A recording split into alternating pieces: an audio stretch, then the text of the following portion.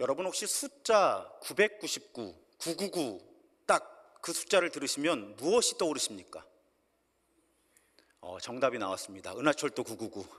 사실은 제가 초등학교, 정확하게 표현하면 국민학교 다닐 때 주일 아침에 교회를 가야 하는데 저와 저의 많은 친구들을 갈등하게 만들었던 그런 일본의 애니메이션, 만화, 영화입니다. 많은 분들 기억하실 거예요. 철이와 메테르라고 하는 신비한 여인이 주인공입니다. 그 만화의 주인공 철이는 가난해요. 네, 이 땅에서 살려면 기계 몸을 받아야 되는데 지구에서는 가난해서 기계 몸을 받을 수가 없습니다.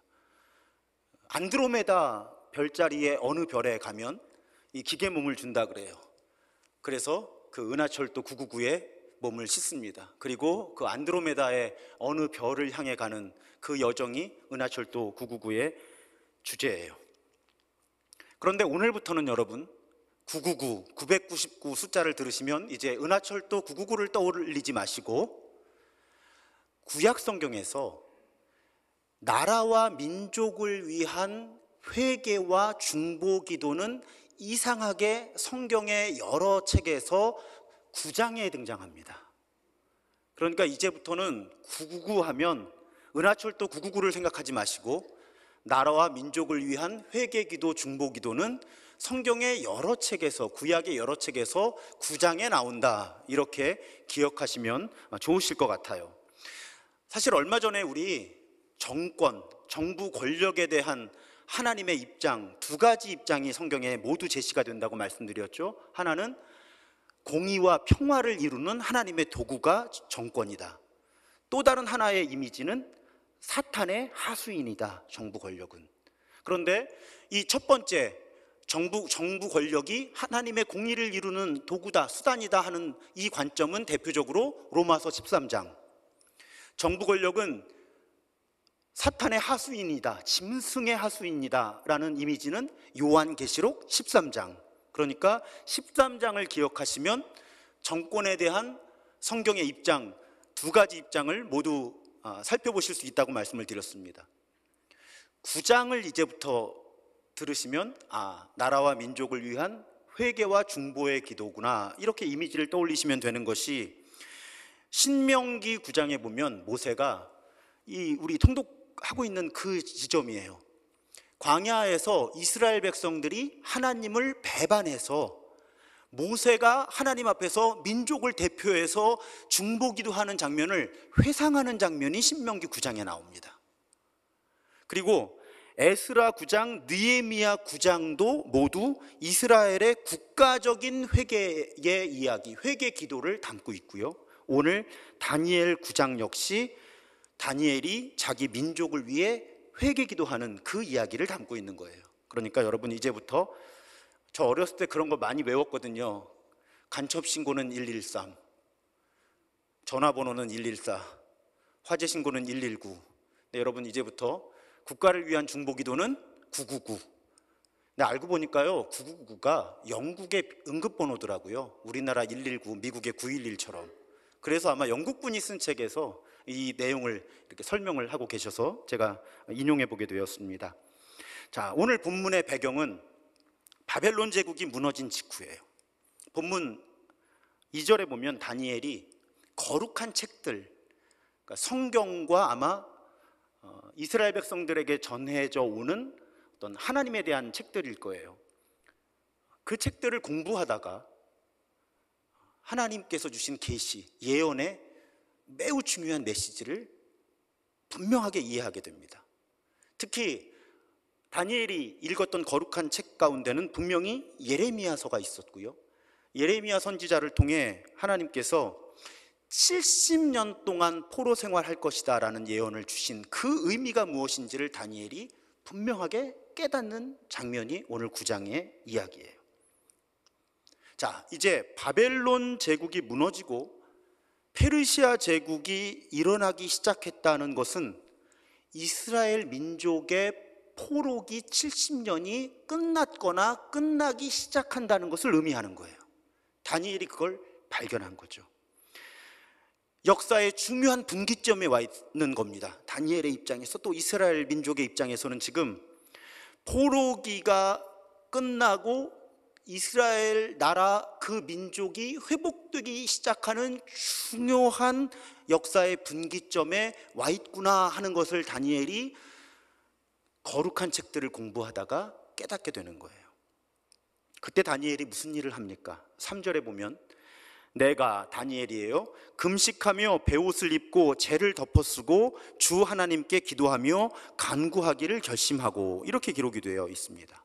금식, 배로 만든 옷, 재를 뒤집어 썼다. 모두 아주 극단적인 슬픔과 아픔, 회개의 비장함을 표현하는 그런 단어들이에요. 여러분, 우리는 다니엘이 믿음이 좋았고 또 공부를 잘해서 제국의 고위 공무원으로 쓰임받았다는 사실을 알고 있습니다. 왕에서 왕으로 정권이 바뀌고 제국에서 제국으로 심지어는 정권이 바뀌어도 다니엘은 제국의 심장에서 하나님께 쓰임받았던 사람이에요. 그런데 그 다니엘은 그렇게 하나님께 쓰임받았던 사람일 뿐 아니라 자신의 민족의 회복을 위해 금식하며 기도했던 기도의 사람이었다는 것입니다. 우리 여러분, 다니엘 6장에서 다니엘이 목숨을 걸고 예루살렘으로 향한 창문을 열고 하루 3번 기도했다, 우리 그 내용을 이미 살펴보았어요. 거기에는 다니엘이 3번 기도했다만 기록되어 있습니다. 어떤 기도를 했는지 그 내용은 나와 있지 않아요. 그런데 같은 시기예요, 다니엘서 6장과 9장이. 그러면 우리는 충분히 다니엘의 기도가 어떤 내용을 담고 있는 기도였는지를 이 9장을 통해서 확인해 볼 수 있는 것입니다. 그러면 도대체 다니엘은 왜 무엇을 기도했을까?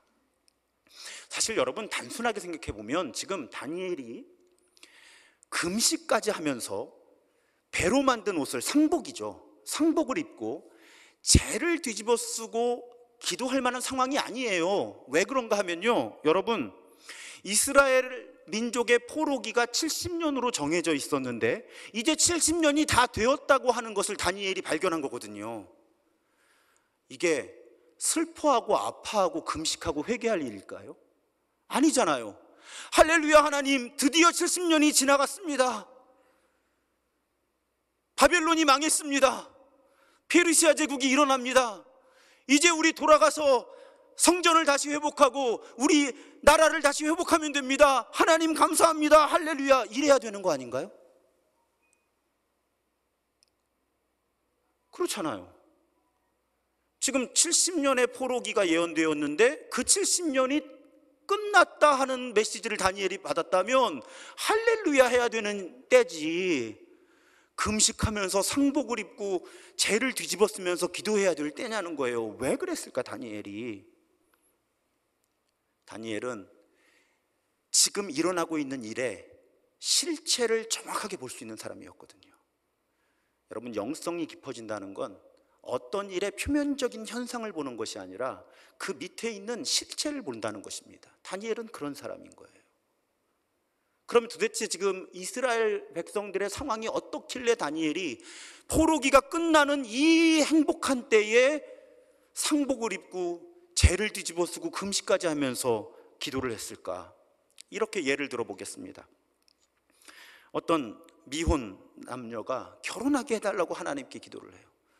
저도 이런 기도 오래 했어요. 결혼하게 해달라고. 자, 그런데 여러분, 그래서 하나님이 결혼을 이루어 주세요.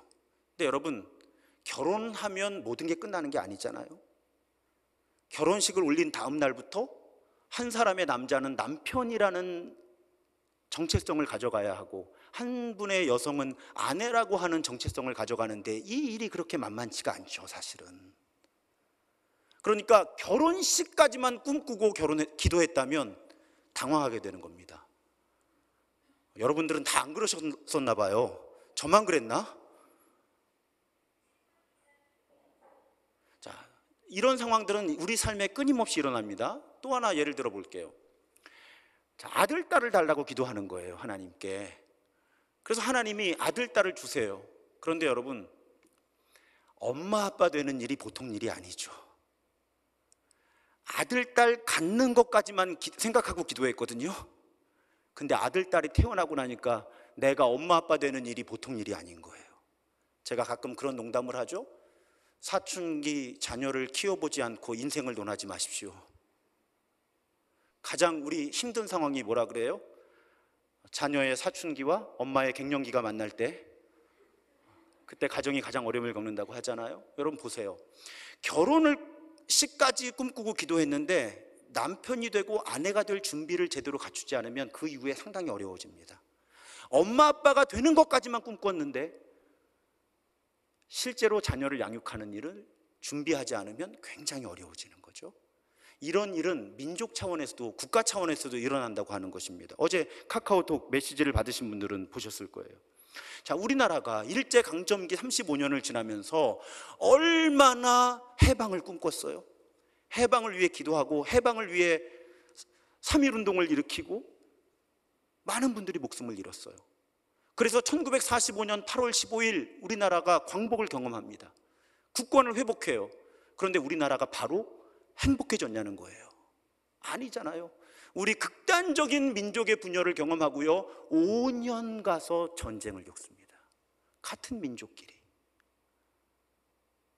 이제 제가 어떤 말씀을 드리고 있는지 이해가 가실 거예요. 자, 다니엘이 발견한 거예요. 70년의 포로기가 끝났다. 어쩌면 이미 이스라엘 민족의 일부는 예루살렘으로 돌아가기 시작한 이후인지도 몰라요. 아니면 그때가 분명히 임박한 거예요. 그런데 황제가 명령을 내리면 돼요. 하나님이 황제를 통해서 그렇게 명령을 하게 하면 돼요. 이스라엘 백성들 예루살렘으로 돌아가, 유다 땅으로 돌아가, 성전 회복하고 너희들 나라 재건해. 하나님이 그렇게 하시면 돼요. 문제가 뭔가 하면 지금 이스라엘 백성들은 막상 그 명령이 주어져도 그렇게 살아낼 준비가 되어 있지 못했던 거예요. 다니엘은 그걸 볼 수 있는 사람이었다는 거죠. 그러니까 지금 기뻐할 수가 없는 거예요. 할렐루야, 포로기가 끝났습니다. 하나님 이제 돌아가서 우리가 재건하면 됩니다를 못하는 거예요.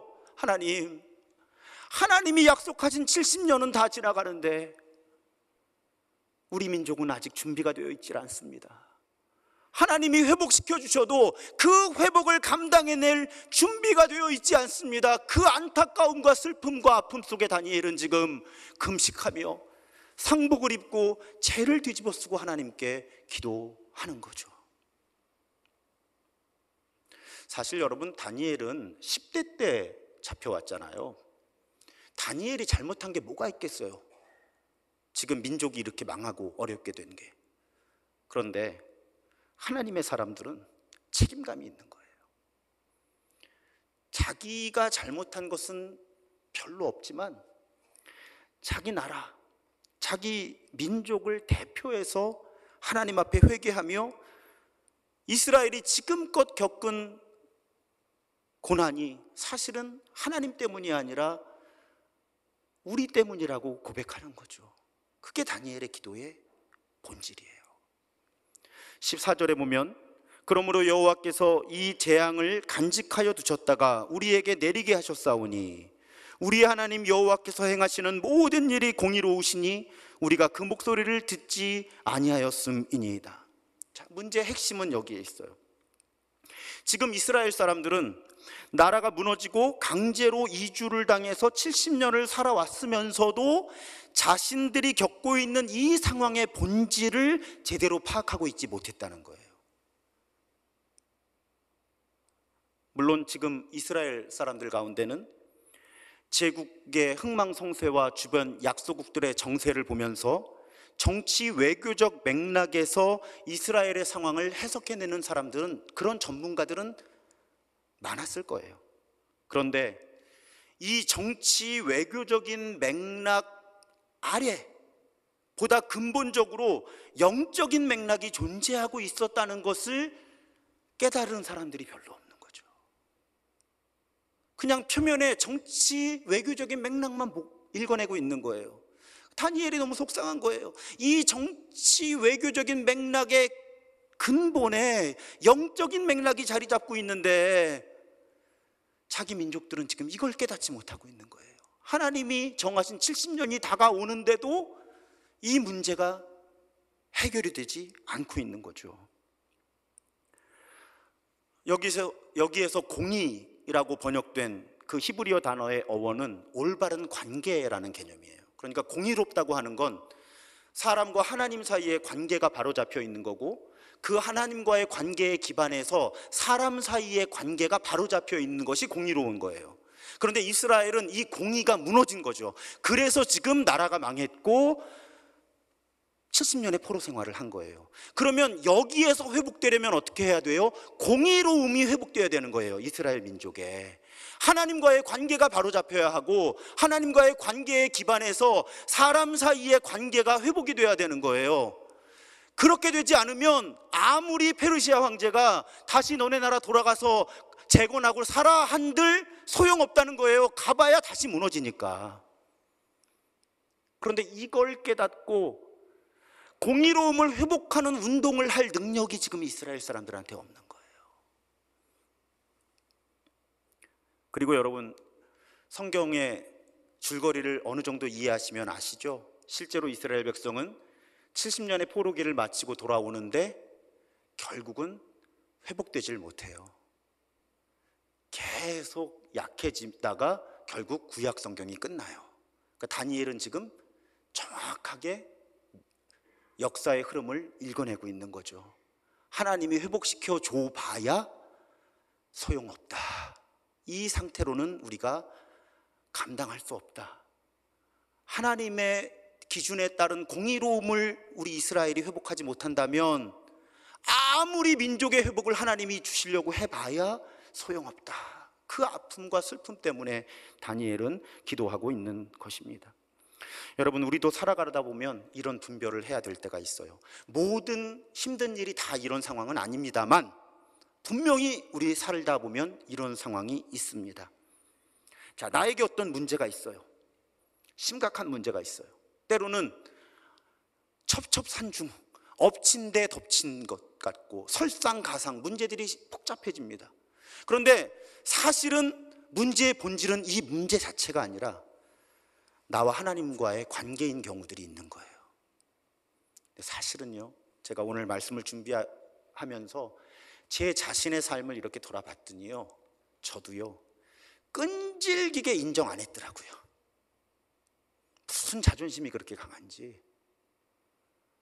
분명히 문제가 있고 문제가 심각하고 심각한 문제가 겹쳐서 일어나고, 하지만 이 문제를 통해서 하나님이 나에게 내 삶을 돌아보게 하시고 돌이키게 하시는 것 같은데 무슨 자존심이었는지 끝까지 인정하지 않고 버티던 순간들이 있더라고요.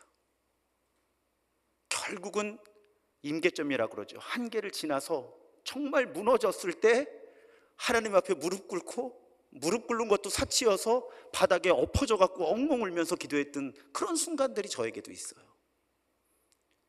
그러면서 그런 후회를 하죠. 그냥 그 메시지를 처음 깨달았을 때 분별할 걸, 그냥 회개할 걸. 내가 뭐라고 버티다가 하나님 앞에서, 내가 뭐라고 하나님 앞에서 버티다가 이 지경까지 왔을까. 울면서 탄식하면서 그렇게 하나님 앞에 엉엉 울었던 순간들이 있어요. 그건 우리가 하나님의 백성이라면, 하나님의 자녀라면 늘 품고 있어야 하는 매우 중요한 개념입니다. 내 삶의 문제가 회복되어야 하는데 이 문제의 근본이 하나님과의 관계에 있는 상황.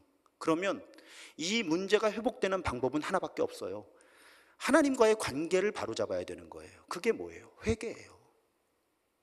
회개는 잘못했습니다 하나님, 그건 회개의 아주 시작이고요, 문제를 바로잡는 게 회개예요.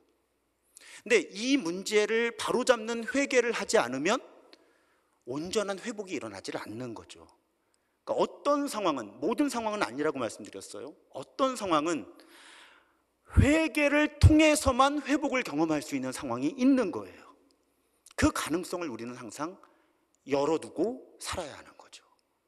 어떤 일이 생길 때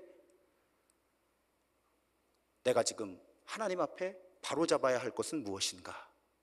혹시 지금 이 상황이 회개를 통해서 밖에는 회복을 경험할 수 있는 다른 가능성이 없는 그런 상황은 아닌지를 우리는 늘 염두에 두면서 살아가야 합니다.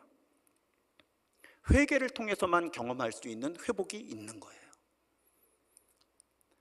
우리 한국교회 초기 역사에도 이런 기록이 있습니다. 캐나다 출신의 감리교 의사 선교사 가운데 하디 선교사라는 분이 계셨어요. 이분이 1890년에 조선에 온 분이에요.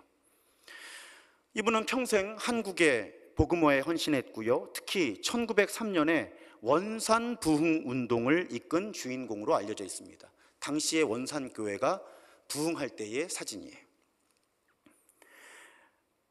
이 원산 부흥 운동은 또 역사적으로 어떤 의미가 있는가 하면 1907년에 평양 대부흥 운동이라는 것이 일어납니다. 이건 세계 부흥 운동의 역사 가운데 매우 의미 있는 사건 가운데 하나예요. 한국 교회사뿐만 아니라.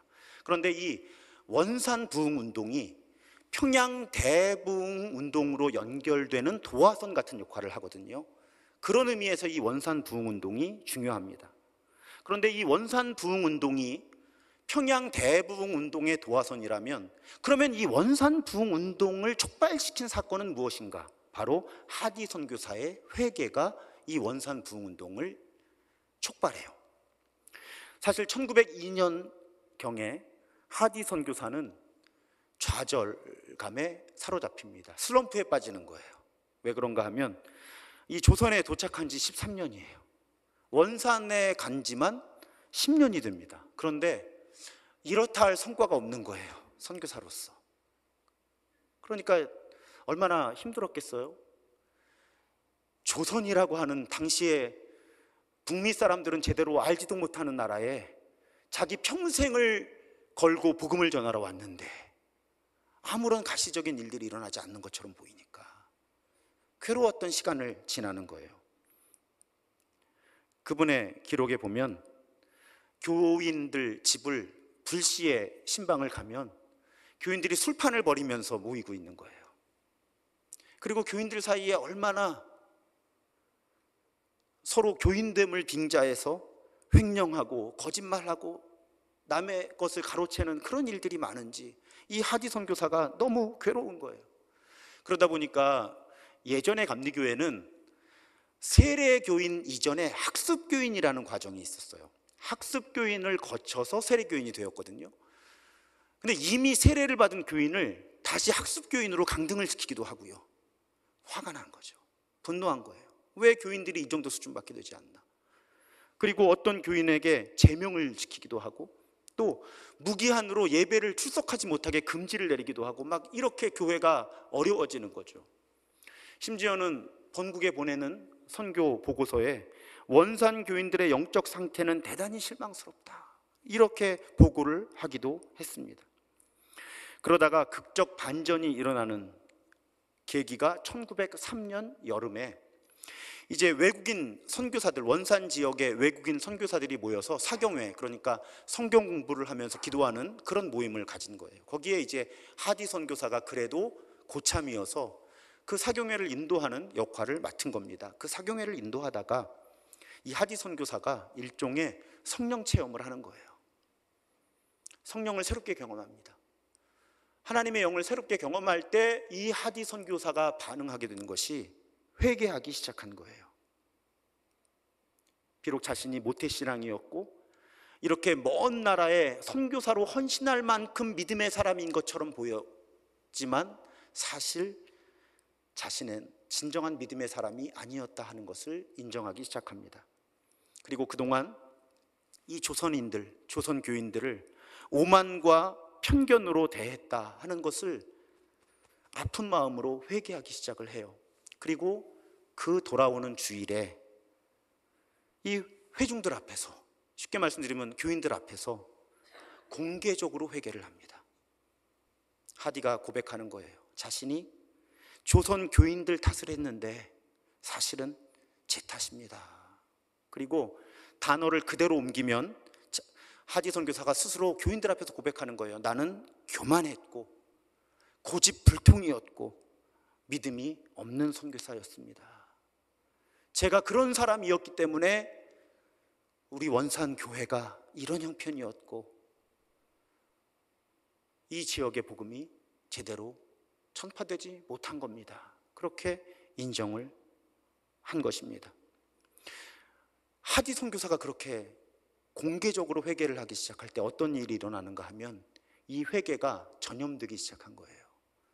다른 동료 외국인 선교사들이 자신들의 죄를 공개적으로 인정하고 하나님 앞에 회개하는 기도를 드리기 시작합니다. 그 모습을 본 원산교회 교인들이, 역사학자들은 그렇게 평가해요. 진정한 회개가 무엇인지를 처음 경험하는 거예요. 회개에 대한 설교는 많이 들었어요. 성경 속의 회개 이야기도 많이 들었어요. 그런데 진정한 회개가 무엇인가 하는 것을 하디 선교사와 다른 선교사들이 공개적으로 교회 앞에서 자신들의 죄를 뉘우치는 것을 보면서 아, 이것이 진정한 회개구나 깨닫기 시작한 거예요. 그러면서 공개적인 회개가 운동처럼 일어납니다. 내가 사실은 우리 교인의 아내와 바람을 피웠습니다. 내가 사실은 형편이 어려운 교인의 그 얼마 가지고 있지 않은 것도 가로챘습니다. 내가 빌린 것을 갚지 않았습니다. 내가 정당하게 임금을 받지 않고 많이 받았는데 이거 돌려주지 않고 그냥 가졌습니다. 심지어는 형사적으로 문제가 되는 사건까지. 사실은 제가 젊을 때 고향에서 누굴 죽였는데, 그리고 아무도 몰래 묻어서 여태까지 들키지 않고 살아왔는데 제가 그런 죄인입니다 하고 공개적으로 죄를 자백하는 운동이 일어나는 거예요. 그러면서 이 회개 운동이 부흥 운동으로 연결이 되기 시작합니다. 1907년에 평양 대부흥 운동은 장대현 교회라는 곳에서 비롯되는데 거기 길선주라고 하는 장로 지도자가 있었어요. 그분 역시 많은 교인 앞에서 내가 아간 같은 사람입니다, 존경받는 교회 지도자였는데 스스로 아간 같은 사람입니다 하고 죄를 자백한 거죠. 그 회개가 연결이 되어서 대부흥운동이 일어났고요. 아주 많은 교회 역사 가운데 대부흥운동은 보통 회개운동에서 시작이 됩니다. 사랑하는 여러분, 진정한 부흥은요, 회개로부터 시작되는 거예요. 그리고 진정한 회개는 개인의 삶을 변화시킬 뿐 아니라 교회를 변화시키고 나라를 변화시키는 겁니다. 이런 회개운동이 이어져서 결국 한국 교회가 우리 민족을 이끌어 간 거예요. 한동안. 지금은 상상도 할 수 없지만 우리 3.1운동 할 때 민족 지도자들 가운데 당시 기독교인 비율이 얼마나 됐어요? 그런데 민족 지도자들 아주 많은 숫자가 기독교인이었잖아요. 그렇게 우리나라에 선한 영향력을 미칠 때 교회는 회개하는 교회였다는 것입니다. 끊임없이 하나님 앞에서 스스로의 잘못을 인정하고 그것을 공개적으로 회개하고 그 문제들을 바로잡는 그런 태도를 가지고 있을 때 교회는 하나님으로부터도 인정받고 세상으로부터도 인정을 받았던 거예요. 지금 상복을 입고 죄를 뒤집어 쓰고 금식하면서 회개하는 다니엘은 사실은 매우 절망스러운 상황이에요. 왜 그런가 하면 솔직히 자기가 봐도 이스라엘 백성들은 가망이 없어요. 그런데도 기도합니다. 여러분, 이 부분이 중요한 거예요.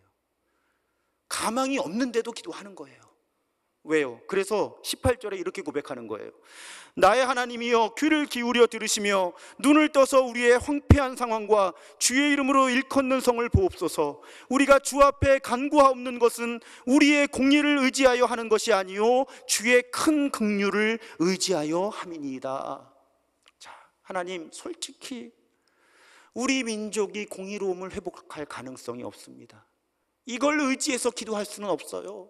하지만 하나님, 하나님의 크신 긍휼을 의지해서 제가 기도합니다. 하나님, 들어주십시오. 우리는 그렇게 기도할 수 있는 사람들이 되어야 합니다. 다니엘이 그렇게 가망이 없는 상황에서도 자신들의 공의로움이 아니라 하나님의 크신 긍휼을 신뢰하며 의지하며 기도할 때 하나님이 반응해 주세요. 바로 천사를 보내주십니다. 그래서 역사 가운데 일어날 일들에 대한 계시를 또 풀어주시는 거예요. 그런데 그 천사의 말이 제게 너무 위로가 됩니다. 23절에 보면요, 천사가 이렇게 말하는 거예요. 너 다니엘이 기도를 시작할 즈음에 명령이 왔다는 거예요. 다니엘에게 가라고. 그러면서 다니엘을 뭐라고 부르는가 하면 너는 크게 은총을 입은 자다. 여러분, 민족이 회복될 가망은 사실은 너무너무 없는데 다니엘이 자신은 크게 잘못한 것이 없지만 민족을 대표해서 자신의 민족을 사랑하는 마음으로 또 하나님의 긍휼을 의지하는 마음으로 하나님께 기도했더니 하나님은 그 기도를 시작할 즈음에 벌써 하나님의 사자를 보내셨고요, 다니엘에게 너는 크게 은총을 입은 자라 위로해 주시고 격려해 주셨다는 것입니다. 우리 하나님 그런 분이세요. 그래서 우리는 가망이 없어 보이는 상황 속에서도 하나님의 긍휼하심을 의지하면서 신뢰하면서 기도할 수 있는 것입니다. 사랑하는 여러분, 우리 다니엘서를 읽어오면서 일상 속에서 세상 속에서 다니엘과 같은 삶의 방식을 추구하자는 말씀을 반복해서 드리고 있습니다. 그렇다면 우리는 다니엘처럼 우리가 소속된 공동체를 위해 금식하며 기도할 수 있는 사람들이어야 한다는 것입니다. 자신과 자신의 가정뿐 아니라 일터를 위해, 학교를 위해, 교회를 위해, 나라를 위해 우리는 내가 직접 저지른 잘못은 별로 없어 보이지만 내가 속한 공동체를 대신하고 대표해서 회개하며 기도할 수 있는 사람들이 되어야 한다는 것입니다.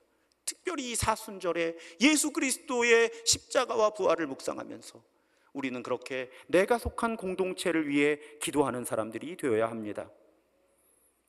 그럴 때 17절 말씀을 또 오늘 본문을 너무 묵상하면서 은혜를 많이 받았어요. 17절에 보면 우리 하나님이여 지금 주의 종의 기도와 간구를 들으시고 주를 위하여 주의 얼굴빛을 주의 황폐한 성소에 비추시옵소서. 이 기도와 간구를 들으시고 내 가정과 일터와 학교와 교회와 나라를 위해 기도하는 이 간구를 들으시고 주의 얼굴빛을 주의 황폐한 성소에 비춰주옵소서. 얼굴빛을 비춰주옵소서. 그런데 한 가지 흥미로운 사실은 본문 3절에 보면 우리말로는 주 하나님께 기도하며 간구하기를 결심했다 이렇게 되어 있거든요. 다니엘이 하나님께 기도하기를 결심했다는 내용이에요. 그런데 히브리어 원문을 보면요, 여기에 하나님의 얼굴이라는 단어가 있어요. 번역이 되지 않은 거예요. 그 부분을 발견하고 나서 제가 이렇게 정리해 보게 되었습니다. 우리가 내가 속한 공동체를 대신하고 대표해서 회개하며 기도할 때 우리는 하나님을 향해 얼굴을 드는 거예요. 문자적으로 3절이 그래요. 내가 기도와 간구를 하려고 내 얼굴을 하나님께 들었다. 우리는 내가 속한 공동체를 대신하고 대표해서 내가 속한 공동체를 위해 회개하며 기도할 때 하나님을 향해 얼굴을 드는 겁니다. 우리가 하나님을 향해 얼굴을 들면 우리 하나님도 그 얼굴을 우리를 향해 비춰주시는 거예요. 그러면 황폐한 것처럼 보이는 우리의 삶의 자리가 회복되는 겁니다. 우리의 가정과 일터와 학교와 교회와 이 나라에 하나님이 그 은혜에 가득한 얼굴빛을 비춰주시는 거예요. 그래서 우리는 기도하는 겁니다. 우리에게는 소망이 없지만 하나님의 긍휼하심의 소망이 있기 때문에 내가 속한 공동체를 대신하고 대표해서 하나님께 기도하는 거예요. 우리의 얼굴을 하나님께 드는 거예요. 그러면 하나님이 하나님을 향해 드는 우리의 얼굴을 바라봐 주시는 거예요. 그리고 그 얼굴빛을 우리에게 비추실 때 우리의 삶의 자리가 회복되는 것입니다. 우리는 그런 기도를 드리는 사람이 되어야 합니다. 우리가 기도해야 될 공동체가 많이 있어요. 특별히 오늘 우리는 나라를 위해 기도해야 합니다. 여러분, 지금 진짜 대한민국을 위해 우리가 많이 깊이 기도해야 될 때예요. 신제국주의라고 합니다. 사실은 신제국주의의 시대도 지나는데 신제국주의에서 또 다른 제국주의로 지금 모습을 바꾸고 있는 세계 정세인 거예요. 이 격변기에 우리나라는 5년 만에 정권 교체를 맞이해요. 여러분 다 아시는 것처럼 대통령 당선인과 2위 간의 표 차이가 0.7%입니다. 그 의미에 대해서 우리나라 언론뿐 아니라 해외 언론들이 어떻게 평가를 하고 있을까요? 한국은 정말 극심하게 양분된 나라다. 극심하게 양분된 나라다. 이번 선거 결과를 보면 우리는 지금 지역적으로도 이념으로도 세대로도 성별 젠더 이슈로도 우리는 심각한 양극화를 경험하고 있는 지금 이때 못된 정치인들은 어쨌든 한 표라도 이기면 정권을 가져가는 거니까 서로 분열의 언어들을 많이 사용하죠. 이제부터의 과제는 대통령의 과제가 아니에요. 우리의 과제예요. 우리나라 어려움 생겨도요, 솔직히 말씀드리면 지도자들은 잘 삽니다. 이건 우리 문제예요. 이때 우리는 우리나라의 통합을 위해서 기도해야 되는 거예요. 그리고 우리의 생각과 말과 행동을 통합하시는 하나님의 영의 방향에 일치시켜야 하는 겁니다. 지금 그래야 될 때예요. 분열의 정치가 끝나도록 우리는 기도해야 합니다. 이 나라가 하나로 통합되도록 기도해야 하는 거예요. 다니엘처럼 기도해야만 합니다. 대통령만 문제가 아니에요. 입법사부 행정부를 이끄는 모든 지도자들이 자신들이 알든 모르든 공의로우신 하나님의 뜻에 따라 나라를 이끌어가도록 기도해야 합니다. 우리가 얼굴을 들어 하나님의 은총을 구하면, 긍휼하심을 구하면 하나님이 우리를 보셔서라도 그 얼굴빛을 우리에게 비춰주실 거예요. 이 나라를 불쌍히 여기시고 이 어려움을 넘어서게 하실 것입니다. 사랑하는 여러분, 하나님을 향해 얼굴을 드는 우리가 되기를 주님의 이름으로 부탁드립니다. 우리가 하나님을 향해 회개하는 중보기도로 우리의 얼굴을 하나님께 들 때 하나님은 그 얼굴빛을 우리의 가정과 교회와 일터와 이 나라에 비춰주실 거예요. 그래야 우리가 삽니다. 그렇게 기도하는, 그렇게 다니엘처럼 기도하는, 그래서 하나님의 회복시키시고 치유하시는 은총을 경험하는 우리 모두가 되기를 주님의 이름으로 부탁드리며 축복합니다.